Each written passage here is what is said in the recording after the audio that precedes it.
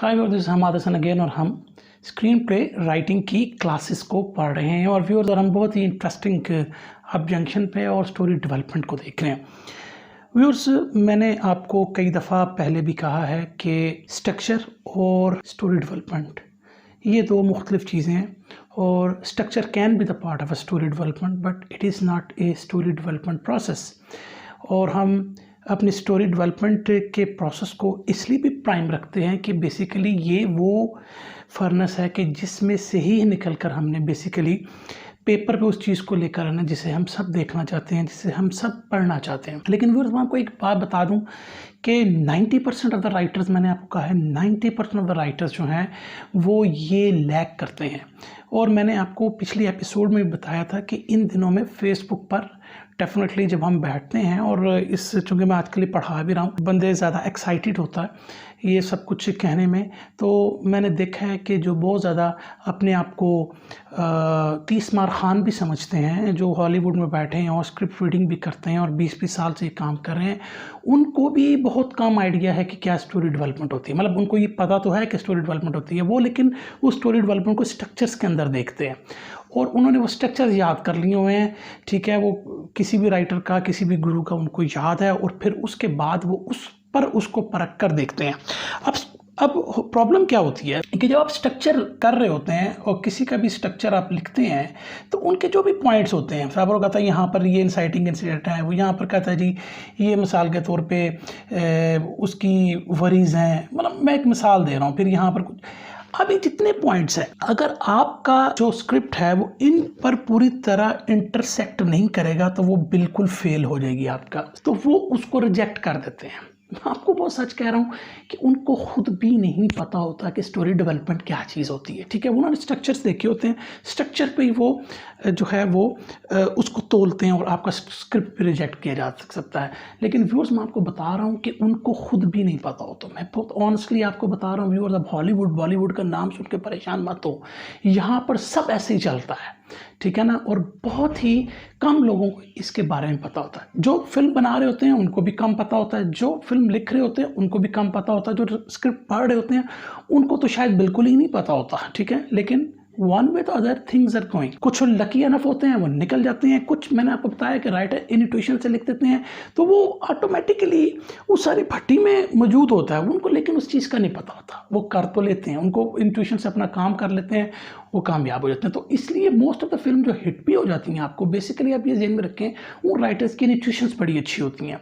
वो लिख जो रहे होते हैं उन्हें शायद ये नहीं पता होता वो क्यों लिख रहे हैं, लेकिन उनका जो इनर होता है उनको वो लिखवा रहा होता है, लिहाजा वो लिख के वो एक सिलसिला उनका बन। क्योंकि मोस्ट ऑफ द राइटर्स की हम बात कर रहे हैं, हम उन 10% राइटर्स की, 5% राइटर्स की बात नहीं कर रहे जो अपनी इंट्यूशन से लिख सकते हैं, और 5% वो हैं जो वाकई ही स्टोरी डेवलपमेंट को समझते हैं और फिर उसमें अंदर अपने स्ट्रक्चर को लगाकर वो खूबसूरत तरीके से फिल्म को लिखते हैं और वो बड़ी कमाल की फिल्म होती हैं। ठीक है, लेकिन हमारे केसेस में हम मोस्ट ऑफ द केसेस में 90% ऑफ राइटर्स की बात कर रहे हैं, तो हम अपने आप को 90% ऑफ राइटर्स में समझें और उसी को ही हम देखें। आज के हम जो टॉपिक को देखेंगे वो बड़ा इंटरेस्टिंग टॉपिक है, और इसलिए भी इंटरेस्टिंग टॉपिक है कि व्यूअर्स वो समझें कि उस बहस में दो जो है ना ग्रुप्स बन गए हैं दुनिया में, और वो है स्टोरी वर्सेस सिचुएशन। अब व्यूअर्स, इंटरेस्टिंगली लोगों को स्टोरी और सिचुएशन के बारे में बिल्कुल नहीं पता, बिल्कुल भी नहीं पता। इसमें मैं कहूँगा शायद 97% को भी नहीं पता कि what are stories and what are situations. Okay, कई सिचुएशन फिल्म्स हैं वो लोगों को पसंद आती हैं, नो प्रॉब्लम, एक सब्जेक्टिव फीलिंग है, आप कह सकते हैं जी उनको पसंद आई है, ठीक है, उस पर कोई बहस नहीं करते, लेकिन वो स्टोरीज नहीं है, दोज आर सिचुएशंस। यानी कि सिचुएशन और स्टोरी में क्या फ़र्क है इसको तो अभी हम पढ़ते हैं, लेकिन मैं जो इंटरेस्टिंग बात वो करना चाहता हूँ कि ग्रुप्स जो हैं वो बन चुके हैं। कुछ लोग कहते हैं कि स्टोरी ज़्यादा इंपॉर्टेंट है, कुछ लोग कहते हैं नहीं, हमें तो सिचुएशनल फिल्म देखने में ज़्यादा मज़ा आता है। लेकिन अगर हमने सिचुएशन से देखनी है तो हम अपनी पूरी ज़िंदगी में, अपनी रोज़मर्रा की ज़िंदगी में सिचुएशन से ही फेस करते रहते हैं। ठीक है ना, वो स्टोरीज़ नहीं होती। यानी मिसाल के तौर पर एक इवेंट हुआ, ठीक है ना, फिर उसके बाद एक और इवेंट हुआ, फिर एक और इवेंट हुआ, ये हमारी ज़िंदगी में होता रहता है, ये सिचुएशंस है। लेकिन एक इवेंट के रिजल्ट में एक और इवेंट हुआ और उस रिजल्ट में कुछ और निकला और फिर वो आपस में इंटर रिलेट कर रहे हैं, ये एक स्टोरी है। ये तो मैं आपको सिर्फ ब्रॉडर टर्म्स बता रहा हूँ। लेकिन जो एक बहस हमारी चल पड़ी है और आजकल फेसबुक पर भी चूँकि मैं थोड़ा सा एक्टिव हुआ हूँ, तो मैंने देखा है कि मैं ये समझता था कि शायद वेस्ट के लोग बहुत अच्छी तरीके से इसको समझते होंगे, लेकिन मोस्ट ऑफ द केसेस मैंने देखा है कि उनको कुछ भी नहीं पता, कुछ भी नहीं पता। उस पर भी है कि हम बात करेंगे। बड़े इंटरेस्टिंग मज़े का आजकल सिलसिला चल रहा है फेसबुक पे। तो अब मैं आपको बताता हूँ, जो सिचुएशंस हैं are part of stories, they are not stories themselves। तो व्यू सिचुएशंस जो हैं वो स्टोरीज के पार्ट हैं, they are not stories itself. ठीक है ना। मतलब अगर आपने एक स्टोरी लिखी है, उसमें आपने कैरेक्टर को टेस्ट करना है, तो उसमें आप एक सिचुएशन डाल देते हैं। ठीक है ना। बल्कि मैं ये कहता हूँ कि एक स्टोरी के अंदर समटाइम आप एक बड़ी ही सिचुएशन डाल देते हैं कि जिसके बेसिकली उस कैरेक्टर को टेस्ट कर रहे होते हैं। वो क्या टेस्ट कर रहे होते हैं उसके बारे में मैं बताता हूँ। तो अब ये मेरे पास एक स्टोरी वर्सेस सिचुएशन आ गई। अब व्यूअर्स, हमने सिचुएशन की डेफिनेशन देख, लेकिन स्टोरी की डेफिनेशन हम एक दो डेफिनेशंस पहले ही पढ़ चुके हैं और वो दोनों ठीक थी। यानी कि जब हमने ये स्टोरी डेवलपमेंट की क्लासेस को स्टार्ट नहीं किया था, मैं बेसिकली स्किप करना चाह रहा था, तो मैंने वो एक शॉर्ट वर्जन बनाया था और उसके अंदर मैंने एक स्टोरी की डेफिनेशन आपको बताई थी कि story is a narrative of consequential events involving human beings and as a result of it they change. ये हमने एक जो है डेफिनेशन पढ़ी थी। और उसके बाद बीच की क्लासेस में भी हमने एक छोटी सी डेफिनेशन पढ़ी थी स्टोरी की। हमने कहा था ये भी एक डेफिनेशन है, और वो ये होता है कि स्टोरीज बेसिकली ह्यूमन एक्सपीरियंसेस होते हैं, या स्टोरीज हमें सिखाते हैं। तो stories are how we human beings teach ourselves to be humans. Situation ये चीज़ें हमें नहीं सिखाती, ये चीज़ें हमें स्टोरीज सिखाती हैं। You get my point.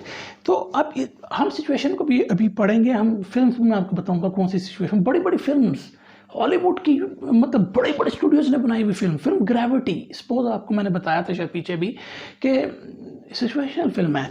ठीक है ना। अब हम देखते हैं कि ये सारी चीज़ें हम कैसे करते हैं, लेकिन जस्ट हम इसको बारी बारी देखते हैं। तो अब तक हमने कहा कि स्टोरीज़ की जो दो डेफिनेशंस हमने पढ़ी थी वो बिल्कुल करेक्ट है, वो बिल्कुल करेक्ट है, उनमें कोई शक नहीं। लेकिन एक मैं तीसरा एंगल आपको स्टोरी का बताना चाह रहा हूँ, जो कि बेसिकली हमारी प्रेमिस लाइन को भी से रिलेट भी कर जाए, और वैसे भी हमारा ये जो फर्नेस है उसका एक हमने उसमें स्टोरी वर्सेस सिचुएशन को भी देखना है कि क्या मेरे पास स्टोरी है कि सिचुएशन है, उस चीज़ से भी हमने चलना है। अब बात ये कि क्या सिचुएशन फिल्म जो हैं वो अच्छी होती हैं कि स्टोरी अच्छी होती हैं, ये सब्जेक्टिव फीलिंग है, ये आप उस पर गौर करें।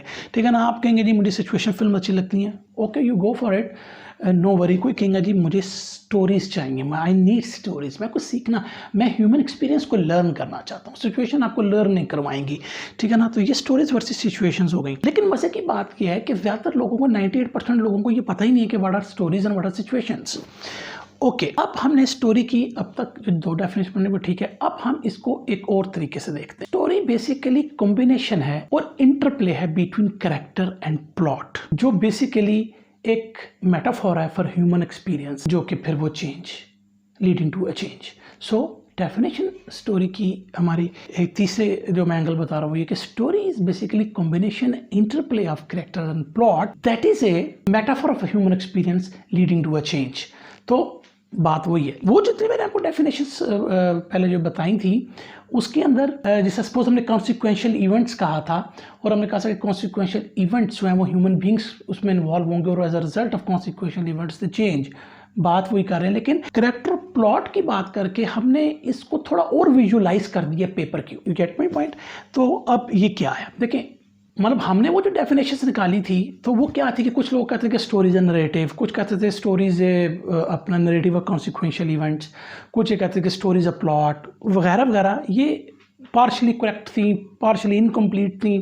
तो इस तरीके से ये कंप्लीट डेफिनेशंस नहीं थी। फिर हमने जिक्र किया कि वो स्टोरीज कैसे हम उसकी डेफिनेशन को बनाते हैं, और उसके बाद हम इस डेफिनेशन पे पहुंच जाए जो कि हमें शायद पेपर पर ज़्यादा अच्छा नज़र आना शुरू है, क्योंकि उसमें हमने कैरेक्टर और प्लॉट के इंटरप्ले की बात की है, और उसके रिजल्ट पे जो मेटाफोर निकलता है ह्यूमन एक्सपीरियंस का, जो कि उनके चेंज से आता है, वो हम सीखते हैं। That are stories. ये नहीं कि अब आप स्टोरी को की डेफिनेशन को आप डिक्शनरी में देख लें, आई डोंट नो उसकी क्या डेफिनेशन निकलेगी, लेकिन हमने क्या हमने डिक्शनरी की डेफिनेशंस को नहीं देखना, हमने बेसिकली चूँकि वी आर राइटर्स, हमने उसके नीचे जाके सब टेक्स्ट को देखना है कि व्हाट आर स्टोरीज। तो व्यूअर्स, ये डेफिनेशन स्टोरी की हमने लिख ली, is a combination interplay of character plot that is a metaphor of human experience leading to a change.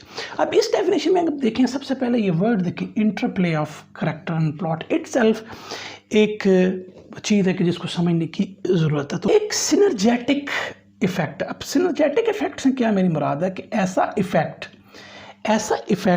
जो as a whole individual effect से बड़ा हो। मिसाल के तौर पर अगर एक लड़का और लड़की लव स्टोरी में आप ले लें तो वो दे फॉल इन लव। अब फॉल इन लव में एक लड़का एक लड़की है, तो अब इन दोनों के जो कंबाइंड इफेक्ट है वो मेरा सिनर्जेटिक इफेक्ट है, ठीक है ना। इनका एक अपना इफेक्ट होगा, एक अपना इफेक्ट होगा, लेकिन इनका कॉम्बिनेशन एक सिनर्जेटिक इफेक्ट है। और इस सिनर्जेटिक इफेक्ट जो है वो ज़्यादा पावरफुल है, और वो क्या है, दैट इज़ अ रिलेशनशिप। और रिलेशनशिप किसके दरमियान है, ह्यूमन बीइंग्स के दरमियान, ठीक है ना। तो वो जो सिनर्जेटिक इफेक्ट है उसको मतलब हम interplay of character and plot को देख रहे हैं। तो इनके इंडिविजुअल जो इफेक्ट्स हैं उनसे बड़ा ये वो रिलेशनशिप का इफेक्ट आ रहा है। हम बेसिकली क्या है, अगर एक करेक्टर है, हम उसको देख रहे हैं फिल्म में, और वो हम उसकी सपोज आदतों को देखते हैं, सपोज वो जिम जाता है, उसको अच्छी गाड़ियां रखने का शौक है, हम इस करेक्टर को देख रहे हैं, ये उसका एक इफेक्ट है, हैंडसम है, ये उसका इफेक्ट। एक इफेक्ट अब हम एक लड़की का ले लेते हैं, वो मिसाल के तौर पे आप ये कह सकते हैं कि बड़ी ब्रिलियंट स्टूडेंट है, वो खूबसूरत है, ठीक है ना, वो किसी को जो अपने करीब नहीं आने देती। लेकिन जब इन दोनों का एक रिलेशनशिप बनेगा, क्या हम इनके इंडिविजुअल इफेक्ट को देखेंगे? हम इसके इंडिविजुअल इफेक्ट को वैसे देखेंगे, वो इफेक्ट वो सिनर्जेटिक इफेक्ट में बदल गया। हम उनके relationship, how they behave with each other, how they gonna react in situations, how they gonna have to face the obstacles as a relationship. तो ये बड़ी इंपॉर्टेंट बात होती है और ये स्टोरीज होती हैं। अब कैरेक्टर प्लॉट इटसेल्फ एक ज़्यादा जो है ज़्यादा एक्सप्लेनेशन मांगते हैं, इसको हम देख लेते हैं अभी। लेकिन एक अगर आप थर्ड पार्ट को देखें, और वो है the metaphor of human experience. तो व्यूअर्स, ये जो कैरेक्टर और प्लॉट है इनका इंटरप्ले जो है बेसिकली एक मेटाफर क्रिएट करता है। ये जो मेटाफर है बेसिकली हमारी इस डेफिनेशन में ये सिंबल भी हो सकता है, ये कुछ और भी हो सकता है, लेकिन इट शुड बी इंटेंजिबल। ये नहीं कि मेटाफर ऑफ रॉक हो जाए, या मेटाफर ऑफ हाउस हो जाए, मेटाफर ऑफ फैन हो जाए, यूँ नहीं, ये नहीं, यानी कि होगा वो इंटेंजिबल, वो मेटाफर इंटेंजिबल होगा, जिसका इफेक्ट हमें समझ में आए, ठीक है ना। हम उसकी जो है वो एज अ मास उसको नहीं देखना चाहते, ठोस के तौर पे उसको नहीं देखा, इंटेंजिबल चीज़ को देखना चाहेंगे। तो इसलिए तो ये मेटाफर इनके इंटरप्ले, कैरेक्टर और प्लॉट के इंटरप्ले से मेटाफर को जो हम क्रिएट करेंगे, और मेटाफर वो was a part of a symbol हो सकता है। मैंने आपको, it should be intangible, it should not be A tangible thing. मतलब है कि वो basically metaphor of human experience, it is not a tangible thing, it is an intangible thing. तो वो बेसिकली एक ह्यूमन एक्सपीरियंस को जो है हमारे सामने लेकर आएगा, और हम उसी को ही देखना चाहते हैं। व्यूअर्स, हम माने ना माने, हम बेसिकली उसी को देख रहे होते हैं, चाहे उसको एपरेंटली हम समझ ना पा रहे हो, लेकिन अपने लाज शऊर में, अपने सबकॉन्शियस में उस चीज़ों को हम देख रहे होते हैं, उसको फील कर रहे होते हैं। हम जो एक्सपीरियंस ले रहे हैं वो ह्यूमन एक्सपीरियंस है, not any other experience. These are stories. हमें एक्सपीरियंस चाहिए, ह्यूमन एक्सपीरियंस। उसके बाद व्यूअर्स, लीडिंग टू चेंज। सब कहते हैं क्या leading to change, why it is always there leading to change. देखें, अगर हम एक स्टोरी को बिगिन करते हैं और हम देखते हैं कि वो करेक्टर चेंज नहीं हुआ एंड तक, यानी कि उसका बिगिनिंग वही थी, एंड भी वही थी, तो फिर क्या फ़ायदा हमें एक फिल्म देखने का, एक स्टोरी को देखने का। हम बेसिकली देखना चाहते हैं वो शख्स कितना इवॉल्व हुआ है, अगर इस सिचुएशन में मैं होता तो कैसे इवॉल्व होता, ठीक है ना। हम उसको इवॉल्व देखना चाहते हैं, या वो कितना है वो डी इवॉल्व हुआ, उसकी बिगिनिंग में भी वही है, एंड में भी वही है। तो वो basically are not stories, they are situations, ठीक है ना। तो अब आप ये देख लें व्यूअर्स, मिसाल के तौर पे जेम्स बॉन्ड की जो फिल्म है वो mostly their situations, because James Bond कभी भी चेंज नहीं हुआ, वो वैसे ही रहा है शुरू से लेके एंड तक। हमने उसको एक सिचुएशन दे दिया है, उसमें उसने काम करना है, बस that's, this is nothing else we can gain experience. A human experience हम कोई गेन नहीं कर रहे उसके अंदर। यानी मिसाल के तौर पर अगर जेम्स बॉन्ड ने डायमंड को हासिल करना है, वो हासिल कर लेता है, ठीक है, वो डन। तो इसमें ह्यूमन एक्सपीरियंस क्या है? कोई ह्यूमन एक्सपीरियंस नहीं। एक टेंजिबल चीज़ को उसने हासिल करना था, जो उसका डिज़ायर था, उसने हासिल कर लिया, दैट्स ऑल। आपने देख लिया, उसने हासिल कर लिया, वो उसने कोई टेक्निक यूज़ कर ली, सीरीज़ ऑफ डिज़ायर्स बना ली उसने इसको हासिल करने के लिए, That's it. We haven't gone through the human experiences. मैं ये नहीं कह रहा कि आप सिचुएशन फिल्म ना लिखें आप, ठीक है, ज़रूर लिखें। मुझे तो उसमें कोई वो इतराज़ नहीं है, बहुत सारे लोगों को पसंद आती हैं। अगर आप देखें मोस्ट ऑफ दी ऐसी फिल्म वन लोकेशन फिल्म्स होती हैं और उसमें क्या होता है कि लोग फंसे हुए हैं, मतलब लिफ्ट में लोग फंसे हैं, उन लोगों ने निकलना है और ये एक सिचुएशन है। अब वो निकलना है, वो उसके मुख्तलिफ तरीके इस्तेमाल करेंगे, कोई ऊपर तोड़ के चला जाएगा, कोई कहेगा यूँ कर लेते हो, कहेंगे नहीं यार बाहर बम फट रहा है। तो what we are experience as a human being, क्या हम उसके अंदर कोई स्टोरी निकाल सकते हैं, उसको हम एक सिचुएशन बना दें और फिर उसके ऊपर एक स्टोरी ले। That is important viewers. I know कि शायद इस लेक्चर में लोग शायद इस चीज़ को ना पसंद करें, वो कहेंगे इसका मतलब कि हम सिचुएशंस लिखे ही ना, मैंने तो पूरा स्क्रिप्ट लिख लिया सिचुएशन के ऊपर और वो जंगल में लोग फंसे हुए हैं, ठीक है ना, भालू ने उनको कैद किया, वो एक टेंट के अंदर है, ठीक है, तो अब क्या कहते हैं कि आप स्टोरी लिखो ही ना, अब लिखें। I am no one to negate it, आप लिख सकते हैं उसको, ठीक है, बट मैं ये कह रहा हूँ कि आपको पता होना चाहिए कि आप एक सिचुएशन लिख रहे हैं कि स्टोरी लिख रहे हैं। तो ऐसा केस जिसमें जंगल में आप फंसे हुए हैं और एक टेंट में और रीच बाहर है, तो डेफिनेटली वो क्या है, वही सिचुएशन है, तो आप लिखें। लेकिन you should be knowing that is important. लोगों को पता नहीं, लोग कहते हैं हम स्टोरी लिख, this is not a story. इसका मतलब ये हुआ कि हमें एक स्टोरी के लिए लीडिंग टू अ चेंज चाहिए, चाहे पॉजिटिव उसकी चेंज आती है या उसकी negative change, but there must be a change, ठीक है। तो फिर अगर हम समराइज करें इस सारी बात को कि फिर स्टोरीज क्या हुई, स्टोरीज ये हुई। अगर आप समझते हैं कि आपकी एक स्टोरी है, आप राइटिंग कर रहे हैं स्टोरी को, तो आप इसको यूँ देखें, dealing with character and plot. Story में आप कैरेक्टर और प्लॉट को देख रहे हैं और उनके इंटरप्ले के साथ हमारे पास एक ह्यूमन एक्सपीरियंस निकलता है। वो जो ह्यूमन एक्सपीरियंस होता है वो उस प्रोटैगनिस्ट को या उस कैरेक्टर में कोई चेंज लेकर आता है जिसको हम देखना चाहते हैं, और वो इससे भी ज़्यादा इंपॉर्टेंट ह्यूमन एक्सपीरियंस है। मैंने आपको पहले भी बताया था कि मोस्ट इंपॉर्टेंट वो ह्यूमन एक्सपीरियंस होता है कि जिसको हम देखने लगे हैं। दैट वाई कि स्टोरीज आर सो इम्पॉर्टेंट, और वो क्यों इंटरेस्टिंग होती हैं, because they are stories in themselves. Human experience, इसका मतलब कि हम ह्यूमन की कोई कंडीशन जो है वो एक्सपीरियंस करेंगे। वो जो मेटाफोर है ह्यूमन एक्सपीरियंस का, यानी कि हम बेसिकली वो ह्यूमन की जो कंडीशन होगी उसको हम एक्सपीरियंस करेंगे वो कैरेक्टर और प्लॉट के इंटरप्ले के वजह से। ये मैंने आपको पहले बताया था कि चेंज को आप बेसिकली इमोशनल चेंज देखते हैं, ये हमारा इनर जर्नी है जिसको मैं पढ़ाऊँगा अलग से भी। तो बेसिकली ये वो इमोशनल चेंज है, कि जो कि इंटायरली इम्पॉर्टेंट होता है। अब मैंने आपको पिछली भी क्लास में बताया था कि जोकर में क्या लैक कर रहा था। जोकर में लैक उसका बेसिकली डिज़ायर कर रहा था, उसका इमोशनल जर्नी तो होगा वहाँ पर कि जोकर में एक कुदरती तौर पे उसके साथ इश्यूज थे कि वो मतलब न्यूरोलॉजिकल डैमेज था उसका, ठीक है, और उस न्यूरोलॉजिकल डैमेज की वजह से वो एक तरह का जो था कि सिंपैथी लेना चाहता था लोगों से, जो कि दीज आर नॉट स्टोरीज।